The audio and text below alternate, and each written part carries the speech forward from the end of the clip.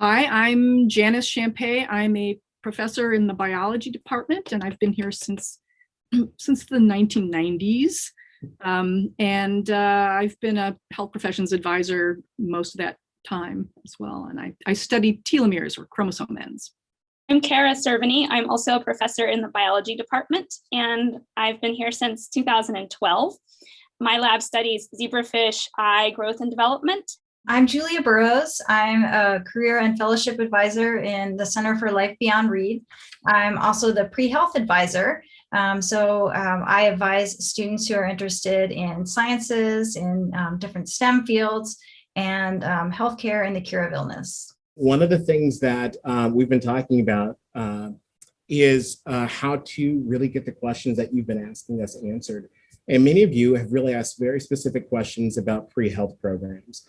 And so while we know that Reed is authentically liberal arts, we know that this is an area where we want to help you understand how you would perform at Reed and how we would support some of your career options, while also making sure that you took full advantage of us as an interdisciplinary institution where you'll study and learn about many things. I tell my advisees that if they come in and they're thinking maybe medical school, but they're willing and they genuinely engage in what we do here, how we do it, and they genuinely explore various modalities of thinking and interacting with the world. And then they still come back. It's like, I do still want to pursue medicine as a career.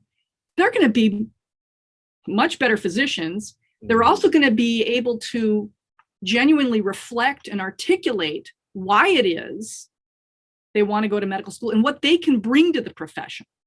Our most recent statistics is during the past 10 years, we've had 68% acceptance rate to medical school.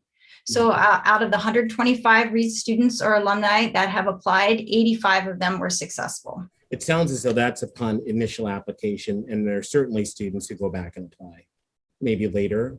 That is actually an ultimate acceptance rate. So that includes anybody, who it is not a raw number of acceptance rate. It includes if people applied more than once and they got in the second time, we count them as it's a win. Excellent. I think that doesn't actually capture students who go on to other pre-health programs. So I've had a number of students who come in thinking they're going to go to medical school, some who actually apply to medical school, and then through additional research realize that they actually want to go to nursing school or go to doctors of physical therapy school. And so those are other healthcare professions that aren't captured in that number that I think actually people don't know about as much until they come to Reed and then have exposure to other opportunities. And it is something that we do try to open their eyes to, because it just trying to find the right fit for the right health professions is a process. I've had several students go on to masters in public health, because I think there's a sort of a natural overlap between wanting to help people, but being kind of researchy focused, like a lot of biology majors are. And it kind of brings both things together. And you can potentially help millions of people, not just one-on-one. Absolutely. It is far more complicated than just a number. And while we're very successful, we also understand that this isn't a school that limits the number of students who can apply for medical school. And some schools say we will only sponsor your application if you've achieved these certain standards. And if we get into it, we find that there are actually a lot of caveats, which is pre-health is not just being a doctor, which both Karen and Janis, you've mentioned. How can you educate a student on how they should think about their success at any school in terms of an interest in pre-health? The thing that I find so special about Reed is that I think that we are a destination for students who love learning and who want to be intellectually challenged and who want to think deeply and learn how to think even deeper when they come here, and who are going to use their liberal arts education to propel them on the path that they want or the path that they find. One of my academic advisees a few years ago came in and, in the back of her mind, she was thinking maybe medicine, because let's face it, medical school is something that people in high school know about, lawyers, doctors, teachers. And then she really sort of threw herself into her curricula which included a broad education in the humanities as well as STEM. She became enthralled in genetics. She ended up doing a thesis on logging with our botanist. And then after graduation, she thought, the research was really cool, but I really do want something a little bit more personal in helping. She wanted to get involved in more of a direct helping professions. She worked at Planned Parenthood for a couple of years and worked through some very deliberate decision-making to investigate both physician assistant programs as well as traditional MD, ultimately decided on the traditional MD. And she is enrolling in medical school in the fall. So it didn't matter what she did her thesis on. In fact, it had literally nothing to do with medicine. And some of our most interesting applicants, I think, are people who are just driven to understand sociology and history as well as the STEM subjects. Students who come in thinking that they're going to be pre-med and they're going to take these STEM classes, suddenly then when they're exposed to the liberal arts curriculum, like humanities or English or music, realize that there are a lot of different ways to view life. And actually that's what can kind of make them a more compelling candidate in the end for either med school or other programs. Along those lines, kind of a little bit in reverse, I was just working with a student who was a religion major at Reed, and he's decided he wanted to go to medical school after he finished Reed. So he's actually been taking his prereqs elsewhere since he's moved on, been living in California, but I'm still working with him and happy to help him through the application process.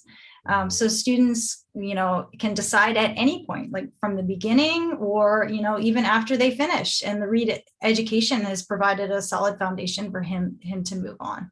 Right. We've given the tools to learn how to learn, and so they can do that in whatever they pursue.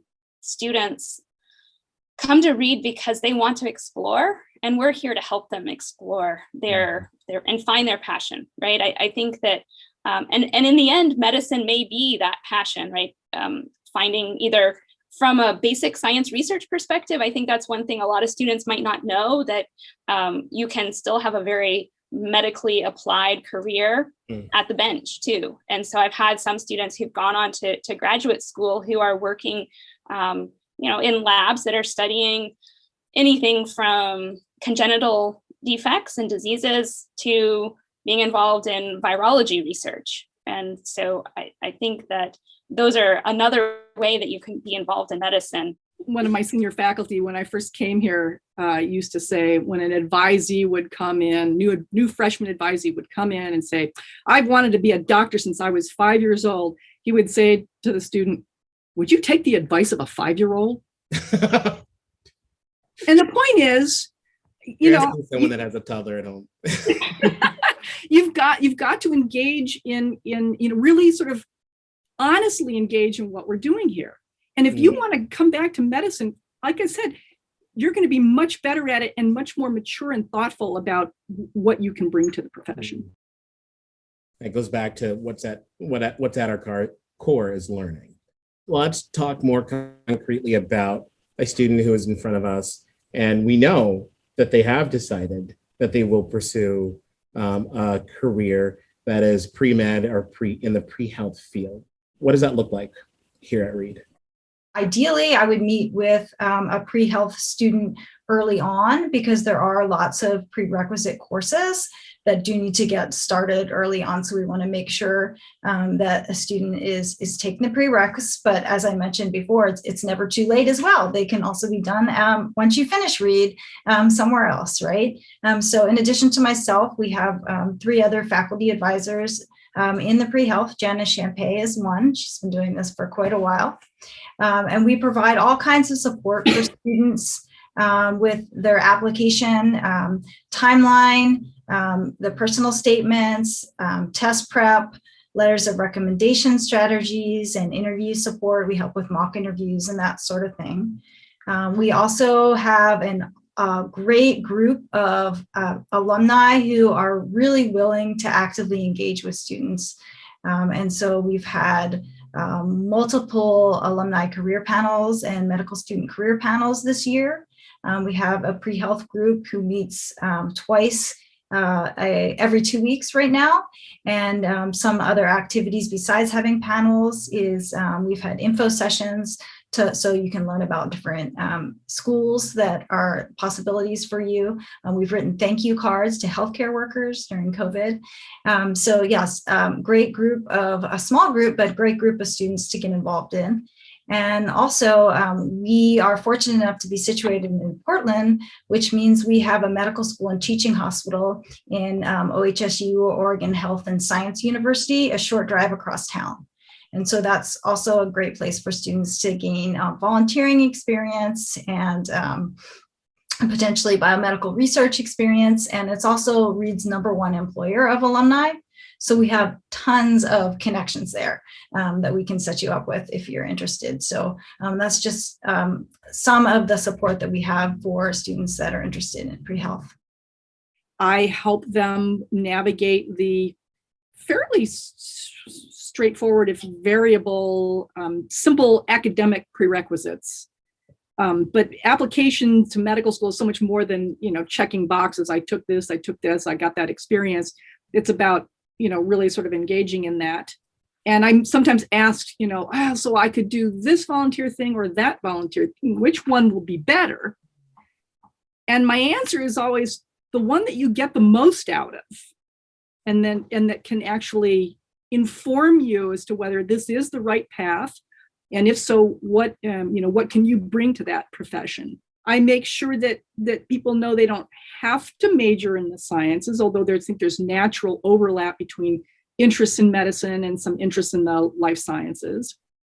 And I ensure that students don't, box them into themselves in a too limited fashion to just the STEM courses, because really medical schools and the profession need broadly trained people who understand humanities and have different modalities of looking at the world.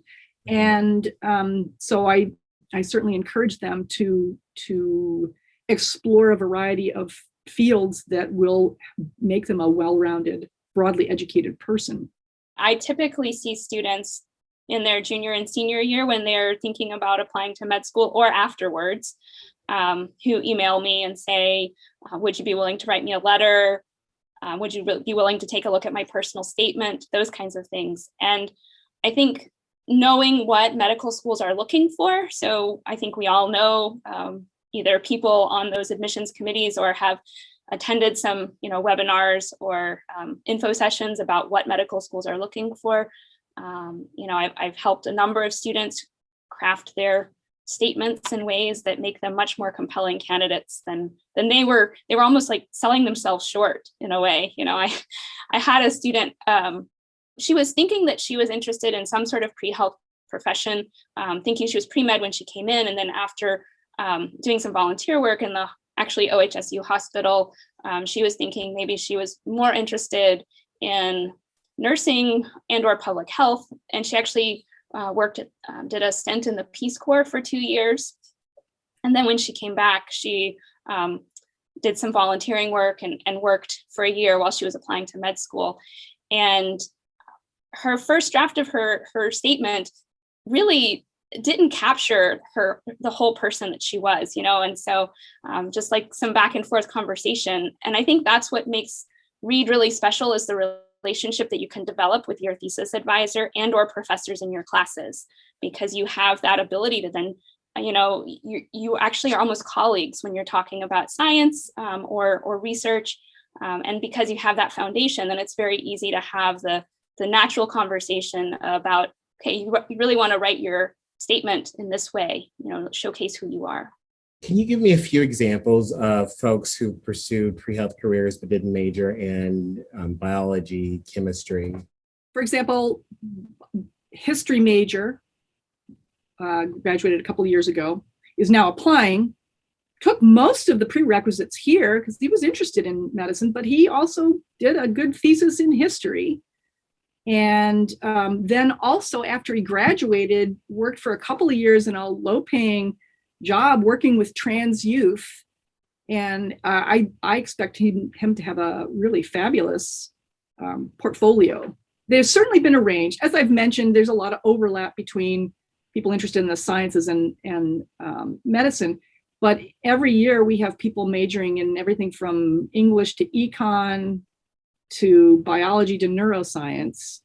So, and I think each one of those paths is different. Sometimes, as Julia has mentioned, the student didn't really think about medicine until they got out in the world, and other ones were sort of thinking about it, but engaged in what we do in the freshman year and explored and decided they really wanted to investigate English literature in a much more in-depth way.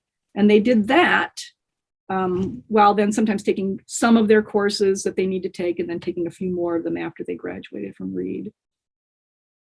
So we have a advising model in the Center for Life Beyond Reed based on community of purpose. And so instead of asking you, what career do you want to do for the rest of your life? We say, what excites you? What really gets you excited to get up in the morning? And so we have 9 different communities of purpose that students can say that they fit into. For example, the one that we're probably discussing mostly today is healthcare and the cure of illness. But there's other ones such as research, tech, and innovation and sustainable life on Earth. And so once a student realizes that they're interested in healthcare, but they don't necessarily know what path they want to take, as we discussed, there's so many different paths: respiratory therapists and nurse practitioner and occupational therapy and public health. These all would fall under the healthcare and the cure of illness community of purpose. And so that would mean that I'm their advisor, because we advise based on communities of purpose. So they would come to me their first year and we would talk about different possibilities. We'd talk about what they should be thinking about for the next few years, as far as classes, as far as developing relationships with faculty in order to get good letters of recommendation. And we would also talk about how to get experience, because they want to support their community, right? They want to get clinical experience working with patients. We talk about all these different opportunities. And then if they change, if they come pre-med and oftentimes they decide they want to go into biomedical research by the time they graduate, right? I'm still their advisor, right? So I can still help them apply for graduate school, right? Then we'll talk about the graduate school application process and what's involved in that. I refer students to Julia all the time because yes. she has this wealth of knowledge about many different opportunities. And I think that the Center for Life Beyond Reed also helps students find internships during the summer as well. And so students can, if I can't connect them or they haven't found something that they're really interested in with the sort of avenues that I can help with, I send them to Julia. For us as faculty, it's great to have a really strong advisor in the Center for Life Beyond Reed who has this relationship with us that I know that they're going to get really great advice from Julia. We're actually really, really good at this. We're 50% over the national average for students getting accepted into medical school. And so while we're talking about their approach in terms of developing our students, if this is something they want to do, they are able to do this more readily than they are if they at most other places. What is the secret sauce? What is it about our education, our approach that makes our results so distinctively unique? As part of these several different medical school alumni panels we've had, they've all said that Reed was harder for them than medical school. Like they learned how to learn at Reed. And while their other colleagues were struggling in medical school with their peers, they're like, I've been through this similar situation once before. That's a good one. Yeah, I do think we push students, and it does build that resilience. Whether you like it or not, as a student, you are going to be challenged and you're going to be pushed out of your comfort zone, but still in a safe space, right? So we're here to challenge you intellectually and help you along that journey. And I think that the sort of, I'm going to use a phrase, I don't really like it, but I've heard it used before, is sort of this high touch model that we have of, a student comes in as a first year student advisee, they maybe take topics in, introductory topics in biology. So I see them there. Maybe they're interested in something I talked about, so they come to office hours. They don't understand something, they come back. I'm helping them. They want to work in my lab over the summer. I help them put together a proposal. Maybe they're successful, maybe they're not. And then, we keep pushing, and it's the student who's willing to take the risk who really succeeds at Reed, I think. So the risk, almost the risk to be wrong, right? So that you have to ask that question that maybe you think everybody else knows the answer to, but in reality, other people don't know the answer to. And so by supporting that sort of intellectual risk taking, I think that's what makes our students resilient to the challenges of med school, grad school, nursing school, whatever pre-health term you want to put there, because that's what those professions require. Those professions require you to ask questions that you don't know the answer to, but that you can figure out. I'm seeing a bit of brilliance here, which is our students don't realize the way in which you're helping them stretch. And in some ways, you're seeing their future possibility. And so to your point about applications, they're like, oh, this is just what I did. You're like, no. What you did was really cool, but you all set it up for them in that way. And the second thing I'll say is, in terms of this high touch model, we're a school that doesn't have adjunct faculty. I mean, they're working with professors, visiting professors, but professors, that's different than other schools. No courses taught by TAs. If you're doing a thesis with us, you're doing a thesis with us, not with some graduate student working in our labs. I will say the other thing that we do, whether your thesis is in history or neuroscience, it is a genuine research experience. I mean, it's not like you have something laid out for you and this is what you're going to do. It really is your project from start to finish. We're there to guide you, but it's a much more authentic research experience than you might get at some institutions. And I will say that I think students who do research with us, either through the senior thesis experience or during summers, have an authentic research experience, and they're often connected to opportunities to present their research at a conference, to be a co-author on an abstract or a manuscript that then is something that not only shares that new knowledge with the larger scientific community, but also teaches them, and they're actually an integral part of the writing and presenting part of science. Science and medicine are both require good communication skills, whether it's written or face-to-face interaction. And so I think that's something that broad liberal arts education, particularly at a place like Reed, is a real advantage. So I had a student a couple of years ago who had actually took a semester off and did a Knowles course, and we really embraced the sort of idea of Reed curriculum, and had grown up in a family with a mom who was a pediatrician, grandparents who were physicians. And so it was kind of assumed that she was going to go to med school, and she was kind of following along that path. And she worked with me for a summer and then for her senior thesis. And we were talking about what she really wanted to do. And she said, well, I really like research. I really like working with people. I want to try to find something that does both. So she worked at Oregon Health Sciences University for a year after graduating and did some volunteering in their burn unit there, in their ER and other places at the hospital, and really found a passion for nursing. And so she's now on in a nursing program that marries research, clinical research, with patient care.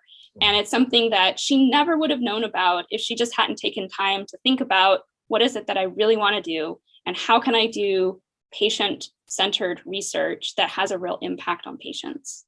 I can think of several students who